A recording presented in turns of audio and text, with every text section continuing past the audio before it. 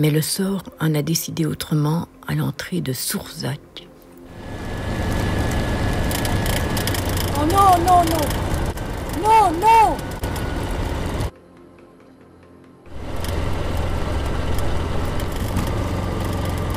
Non, c'est pas possible.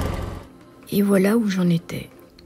Alors, m'arrêter pour ne plus repartir ou prendre tous les risques et continuer jusqu'au point de rendez-vous avec Luc à 13 km de là. C'est l'option 2 que j'ai choisie. Continuer à rouler à petite vitesse constante de 35 km/h, warning allumé et tenir la droite un max, car derrière moi, il y a du monde.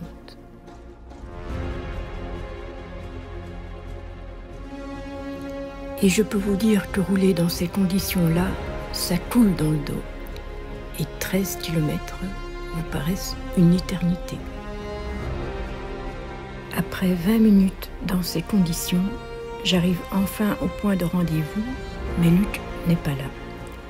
Et mauvaise nouvelle, la rivière Isle commence à déborder. Le terrain est détrempé et la pluie continue à tomber.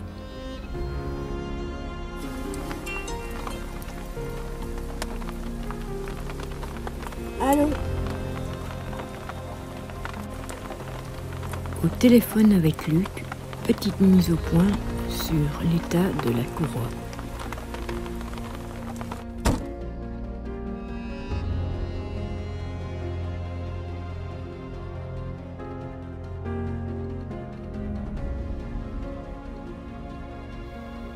Comme il n'a pas trouvé le point de rencontre, et heureusement d'ailleurs, vu le terrain, je le retrouve sur un parking pas très loin de là. Ensuite, on décide d'aller un peu plus loin.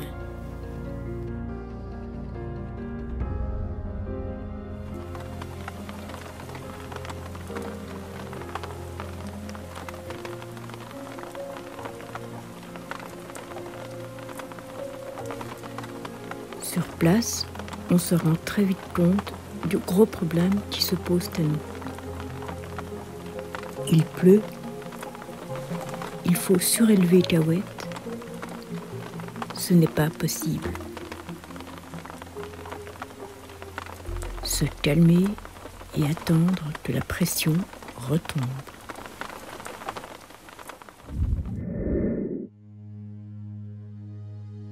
Il n'y a rien qui va. J'ai entendu un crack, enfin un clac. Je pense que ça devait être là en haut.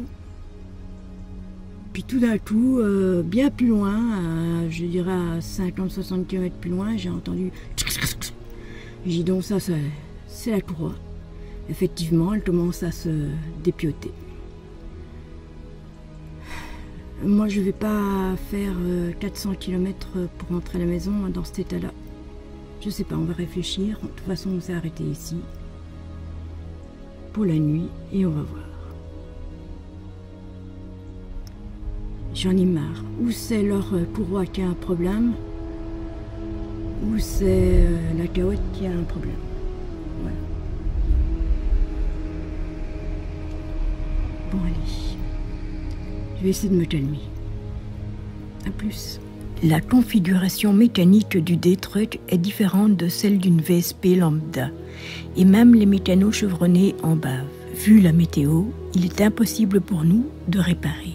Après moult recherches et appels téléphoniques, on arrive enfin à trouver. Je vais aller au camping à 50 km d'ici. Parce qu'il faut trouver un camping qui reste encore ouvert. Demain, je vais à Aix-Périgueux, mais la réparation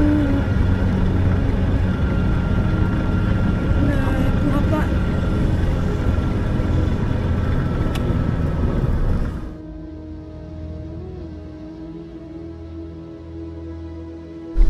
La réparation ne peut pas avoir lieu avant sous une quinzaine de jours. Donc ça veut dire que moi je vais rester 15 jours ici et que Luc repart d'ici 1 ou 2 jours à la maison parce qu'il doit reprendre le boulot. 1h20. 1h20 de route pour seulement 50 km. Une horreur. La fatigue est au max. Et nous voici enfin arrivés au camping.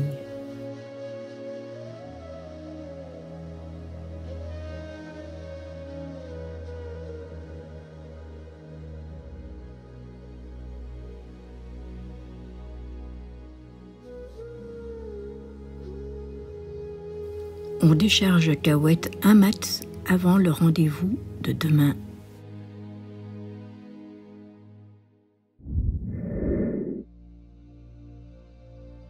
Bonjour, alors, on va jusqu'au garage à Bouzalac quelque chose. Enfin, on va faire un devis, de toute façon, et puis on verra bien. J'en aurai pour pas mal de sous-sous. Bon, en espérant que...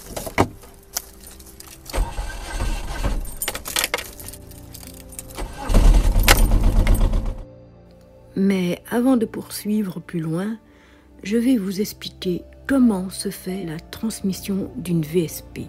Les VSP sont munis d'une transmission automatique à variation continue qui se décline en une boîte de vitesse ou pont inverseur, un variomoteur ou poulie menante et un varioboîte ou poulie menée. Ces deux poulies variables sont reliées entre elles par une courroie. La poulie menante ou variomoteur transmet la puissance à la poulie menée ou varioboîte via la courroie et cela permet de faire avancer les roues de la voiture. En un peu plus approfondi, chaque poulie se compose de 2 côtés ou flasques, dont une est mobile.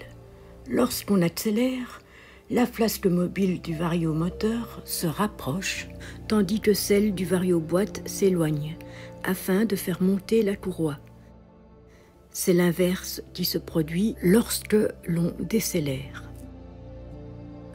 Finalement, c'est comme le vélo. Lorsque le cycliste appuie sur les pédales, le plateau du pédalier se met à tourner en un mouvement de rotation. La chaîne du vélo est entraînée et fait tourner les pignons, et donc la roue arrière tourne et fait avancer le vélo. Et pour accélérer, le vélo est équipé d'un dérailleur qui permet de déplacer la chaîne et de la mettre sur un autre plateau ou pignon. C'est ce qu'on appelle le changement de vitesse. Bon, maintenant que vous en savez un peu plus sur la transmission, je vous explique le problème de Cahuète. Non, les problèmes de Cahuète. À savoir le varioboîte et la casse ou le délabrement des courroies. Maintenant, pour en venir à la courroie, quand on en change, il faut passer par le varioboîte car il s'y trouve un pas de vis dans lequel on insère une vis spéciale pour écarter les flasques du vario et ainsi détendre la courroie. Il ne reste plus qu'à procéder au changement de courroie. Dans le cas des D-Trucks, comme Cahuète, c'est plus difficile à faire vu la configuration des différents éléments. Rappelez-vous, dans l'épisode 51, je vous avais dit que le changement de courroie avait été ardu car le pas de vis du varioboîte avait été maltraité lors de l'avant-dernier changement de courroie en mai 2024. Non seulement le mécano a bousillé le pas de vis, mais a laissé la vis spéciale ou un morceau de vis dedans. Résultat, la courroie a cédé lors de mon retour du lac de Pierre-Percé. Pour moi, le pire dans l'histoire, c'est que le mécano a fait vraiment une erreur, parce qu'il est bien mis dans le manuel de réparation qu'il ne faut pas oublier de retirer la vis spéciale.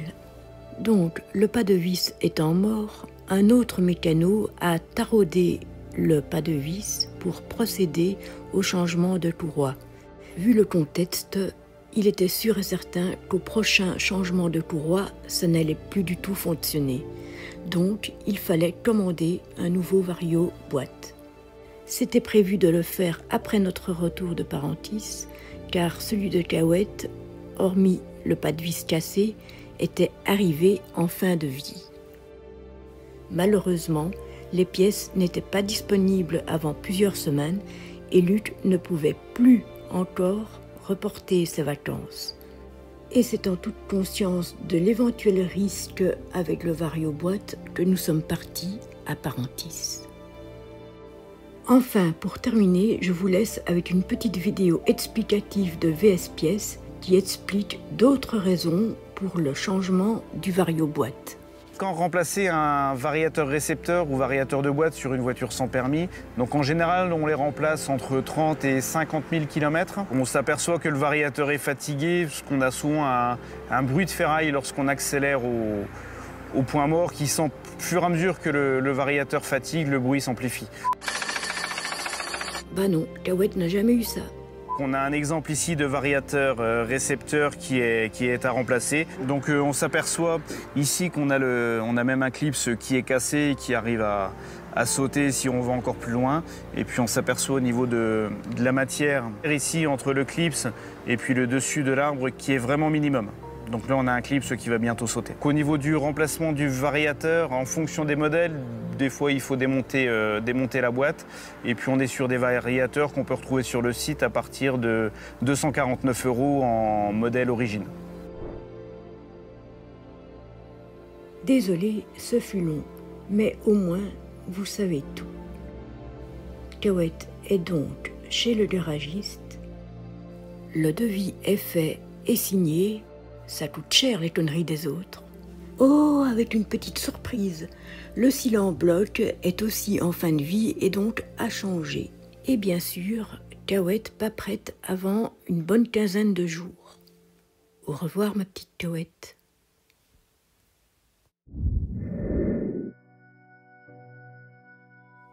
Le retour au camping s'est fait dans le calme. Encore un peu sonné des derniers événements, de la tension occasionnée, du temps perdu, de me retrouver dans un bungalow, bref, des dépenses que je qualifierais d'inutiles, même si à mon retour de voyage, il était prévu que Cahuète passe à la révision. La pression retombe petit à petit avec une balade en fin de journée. Demain sera un autre jour.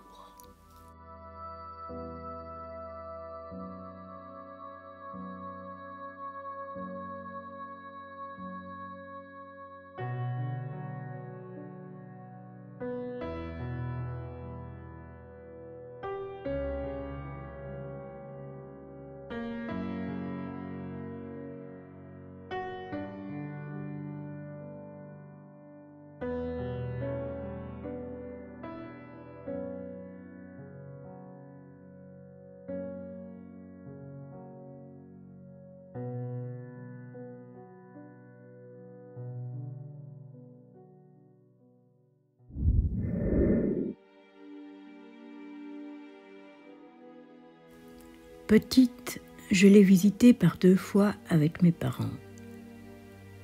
Comme on n'est pas loin, j'y retourne.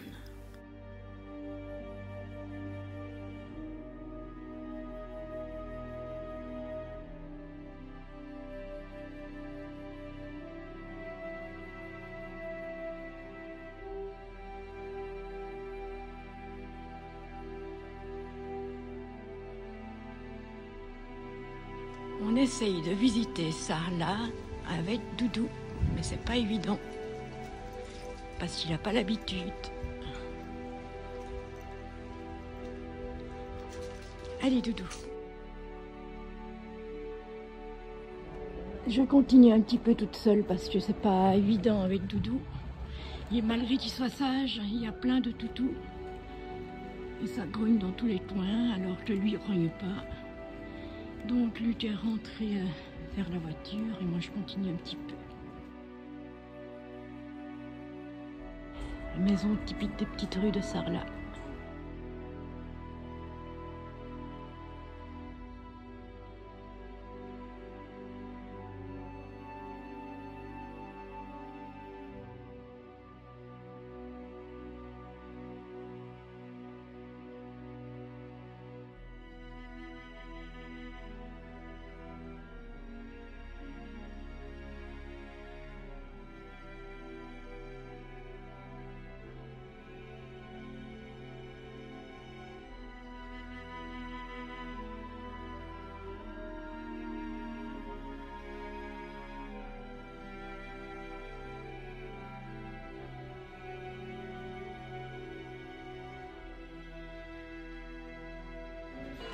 Ah ben voilà, chez Pierrot.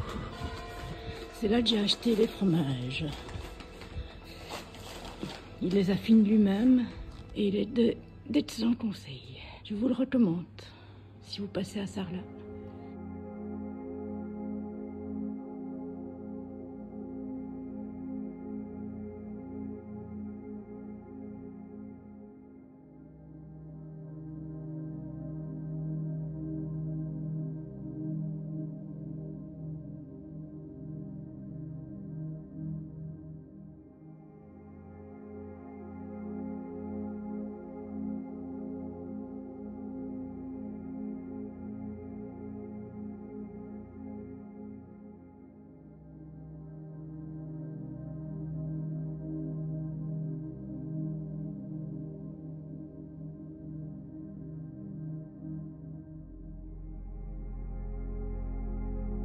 Le Présidial. Cette demeure fut fondée par Henri II et devint de 1640 à 1789 le siège de la justice royale avant de devenir la sous-préfecture de 1800 à 1841. Ensuite, cette demeure fut vendue à des particuliers et est aujourd'hui un restaurant gastronomique. La façade et les toitures ont été inscrites aux monuments historiques. Ce que j'adore, c'est ce remarquable lanterneau soutenu par des petites poutres en bois.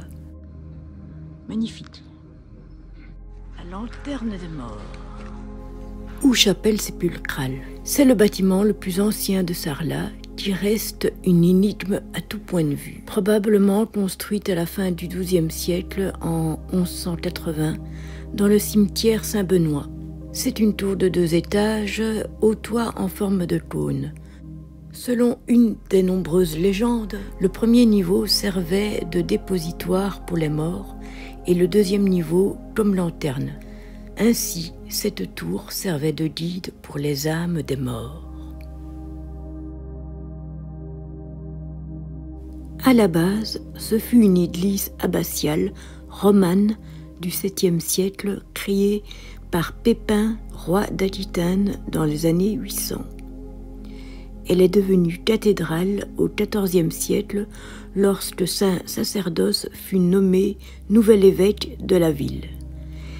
Elle est classée monument historique depuis 1840. La cathédrale a été remaniée maintes fois, mais on peut voir qu'il reste encore des parties romanes. Le style général est quand même gothique. L'intérieur de la cathédrale est clair et épuré. Les vitraux ont été restaurés en 2012. Les orques sont de Jean-François Lépine.